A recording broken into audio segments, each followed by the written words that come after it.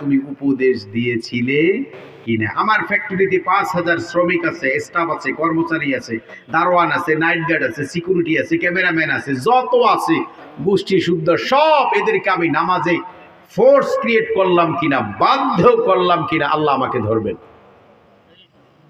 এর নাম হলো দাইমা নামাজ।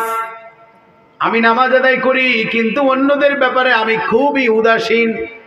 বউ নামাজ পড়লে পড়লো, না পড়লে না পড়লো, আমার ধার ধারে না, বছরে 3 বার ওমরায় যায়, কিন্তু বউ নামাজ, মেয়েটা পর্দা রক্ষা করে চলে না, ছেলেটাও মসজিদে আসে না, মসজিদে সব বুইরা গো সিরিয়াল, রাত্রে ঘুম আসে না, মসজিদে আসবে না, করবে কি?